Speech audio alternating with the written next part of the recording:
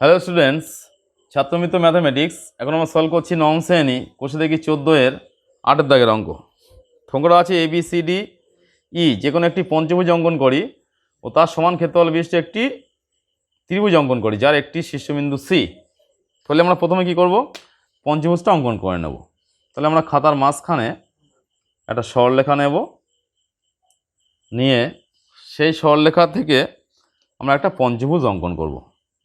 যে পঞ্চভুজ মানে কি, 5টা বাহু হবে। মোটামুটি চোখের আন্দাজে আমরা একটা নর্মাল মাপ নিয়ে নেব, নিয়ে আমরা পঞ্চভুজটা অঙ্কন করব। এখানে একটা মাঝখানে পয়েন্ট দিয়ে নিই, তাহলে সুবিধা হবে। আমরা পঞ্চভুজটা অঙ্কন করলাম।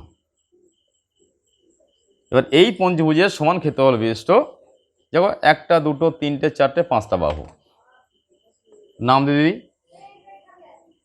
A, B, C, D and E, পঞ্চভুজ। এই পঞ্চভুজের সমান ক্ষেত্রফল বিশিষ্ট ত্রিভুজ অঙ্কন করার জন্য আমাদের কি করতে হবে, পঞ্চভুজের কর্ণগুলো আগে অঙ্কন করতে হবে। AC কর্ণটা আমরা যোগ করে নিচ্ছি, পঞ্চভুজের যে কর্ণ আছে AC কর্ণ যোগ করে নিলাম। পঞ্চভুজের EC কর্ণ একটা আমরা যুক্ত করে নিলাম, পরস্পর কর্ণ দুটো আমরা যুক্ত করেছি, AC কর্ণ এবং EC কর্ণ। এবারে AC কর্ণের সমান্তরাল অঙ্কন করব B বিন্দু থেকে। সমান্তরাল অঙ্কন করার যে সিস্টেম আছে, যার সমান্তরাল হবে তার মাপটা আগে নিতে হবে। এই AC কর্ণের সমান্তরাল, তার AC কর্ণের মাপ নিলাম, নিয়ে B বিন্দুতে ধরবো, ধরে এখান থেকে একটা বৃত্তচাপ এদিকে অঙ্কন করব।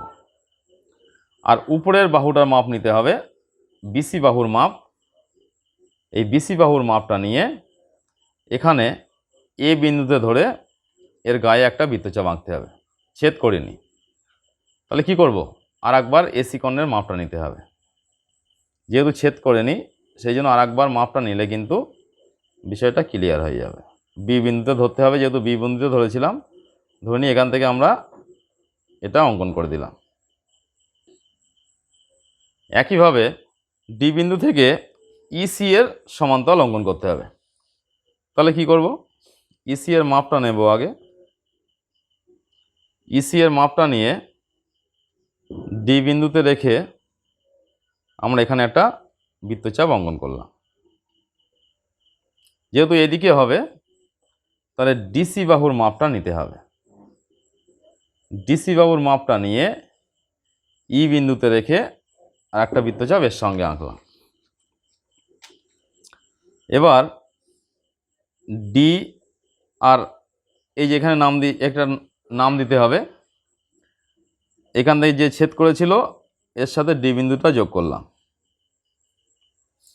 এখানে যে দুটো বক্ররেখা পরস্পর ছেদ করেছে বৃত্তচাপ, তার সাথে B বিন্দুটা যুক্ত করলাম।